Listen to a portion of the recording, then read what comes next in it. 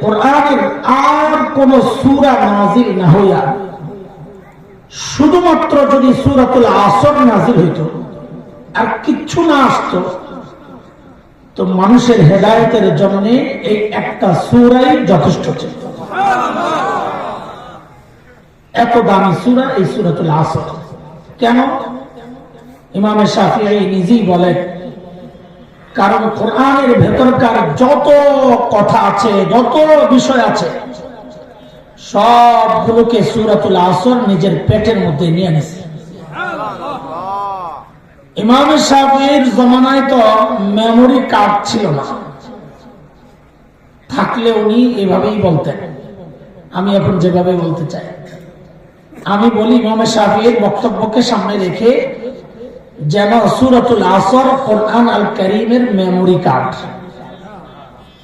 Memory card অনেক বড় থাকে না ছোট থাকে? ভিতরে জিনিসও কম থাকে না অনেক থাকে? এই ছোট্ট একটা মেমোরি কার্ডের মধ্যে গোটা কোরআনের তিলাওয়াত, তরজমা, তাফসীর, শুধু তাই না, এমন অ্যাপসও আছে যে একটার মধ্যে কোরআনের সব কিছু তো আছে। প্রত্যেকটা আয়াতের তিলাওয়াত বিশ্বের শ্রেষ্ঠ 20 জন কারির কণ্ঠে।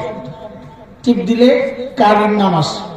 এই আয়াত আপনি কোন কারির কণ্ঠে শুনতে চান, আয়াত টিপ দিয়ে ওই কারির নাম দিলে ওই কারি এই আয়াত তেলাওয়াত করতে থাকে। এত সুন্দর সুন্দর অ্যাপস আছে।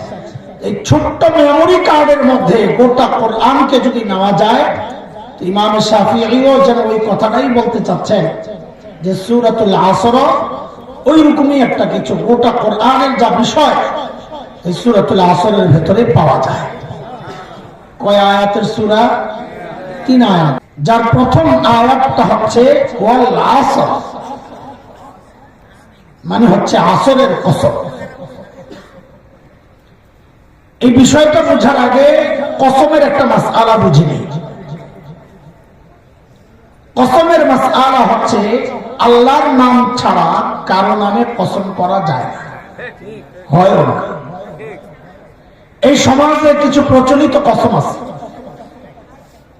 মাথাটা শুয়ে গেলাম, এটারও একটা কসম মনে করে, বুকটা শুয়ে গেলাম, পোলাপাইন, আমার আমার আমার মরা মায়ের কসম, দুষ্ট পোলাপাইন তো আর একটু আগে প্রেমের কসম, পিঠা চিহ্ন। আল্লাহর নাম ছাড়া কোনো কসমের দাম নাই, এটা মানুষের জন্য। কিন্তু আল্লাহ তাআলা যে কসম খাইছেন, আল্লাহ নিজের নামের না মাখলুকের কসম খাইছেন। সূর্যের কসম খাইছেন, সকালের কসম খাইছেন, রাতের কসম খাইছেন, হ্যাঁ, কিয়ামত দিবসের কসম খাইছেন, তিনের কসম খাইছেন, জাইতুনের কসম খাইছেন, তারপরে পবিত্র শহরের কসম খাইছেন।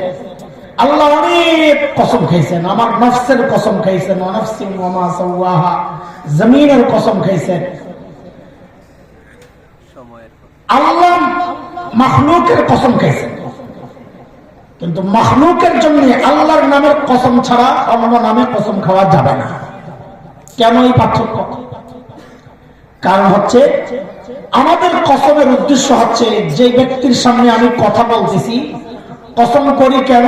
আমার বক্তব্যটাকে ওই ব্যক্তির সামনে বিশ্বাসযোগ্য করানোর জন্য, এটার জন্য আল্লাহর নামটা ব্যবহার করি। কিন্তু আল্লাহর কোন বক্তব্য আমাদের সামনে বিশ্বাসযোগ্য করানোর জন্য আল্লাহর কসমের দরকার নেই। আল্লাহ যেভাবেই বলেন না কেন আমরা বিশ্বাস করতে বাধ্য। তাইলে আল্লাহ কসম কেন খান? এটা হচ্ছে বোঝার বিষয়। আল্লাহ আল্লাহর বক্তব্যকে বিশ্বাসযোগ্য করানোর জন্য কসম খান নাই।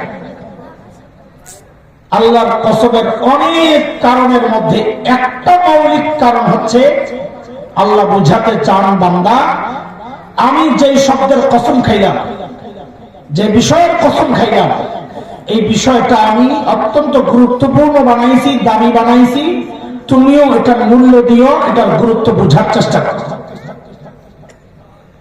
যেমন সূরাতুল আসরের প্রথম আয়াতে আল্লাহ কসম খেয়ে বলছেন ওয়াল আসর, আসরের কসম।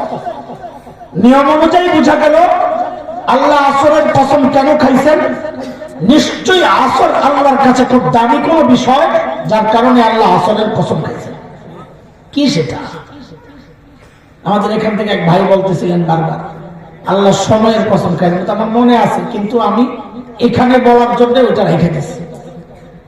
আসর মানে কেউ কেউ বলেছেন সময়, কাল, কিন্তু আমরা আমাদের আলোচনাকে গুছানোর জন্য, বলার জন্য আজকে যে অর্থটা, ওখানেরই একটা অর্থ দিতে চাই, সেটা হচ্ছে আমার আপনার জীবন কালটা, হায়াত।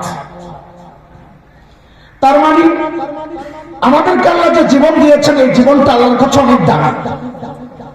আল্লাহ যেন বলতে চাচ্ছেন, বান্দা আমি তো তোমাকে দামি জীবন দিলাম, তুমিও কিন্তু যাকে দামি মনে করে কাজে লাগাইও, নাইলে কিন্তু বিপদ আছে। আমার হায়াতের দাম কত ভাই জানা আছে কিনা? আমার হায়াতের দাম কত? আমার জীবনের দাম কত? আচ্ছা আপনারা বলেন, এখানে তো অনেক স্মার্ট পোলাপাইন দেখা যায়, সর্বোচ্চ বেতন মাসিক কত শুনছেন বলেন? মাসিক বেতন সর্বোচ্চ কত শুনছেন? ওই যে ইউরোপিয়ান ফুটবল লিগ হয় পোলাপাইন, ওখানে যারা খেলাধুলা করে, এমন প্লেয়ারও আছে যারা সপ্তাহে কোটি টাকার উপরে পায়। সপ্তাহে যদি কোটি টাকার উপরে পায়, তো মাসে কত? 4-5 কোটি বেতন। তাহলে 4-5 কোটি টাকা বেতনের চাকরি করা পাবলিক দুনিয়ায় আছে। বলেন তো এই চাকরিটা দামি চাকরি না কম দামি চাকরি? হ্যাঁ, কম দামি। আচ্ছা আপনাকে একটা কথা জিজ্ঞেস করি, একটু মনোযোগ দিয়ে শুরুর কথাগুলো একটু শোনেন। এই কাজটা যদি জায়েজ হইত, ফুটবল খেলা, আর এটা ইনকামও যদি জায়েজ হইত, আর আপনিও যদি এইরকম যোগ্য কেউ হইতেন যা আপনাকেও 5 কোটি টাকা মাসে বেতন নিয়ে নিতে চায়, যদি হালাল হইত, করতেন কিনা বলেন? যদি কর, আমি তো করতাম ভাই। এই চাকরি কি চাই?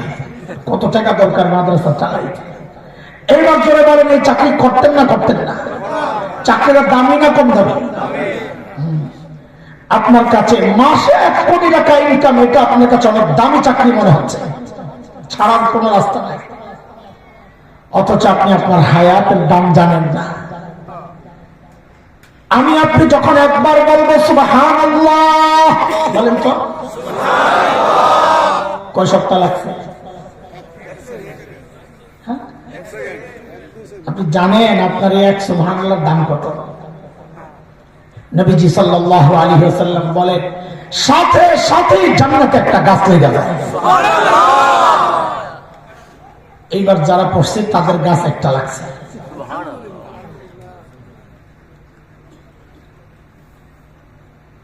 আলহামদুলিল্লাহ পড়ছেন তো ভালো, কিন্তু সুবহানাল্লাহ বললে তো গাছ আরেকটা লাগছে।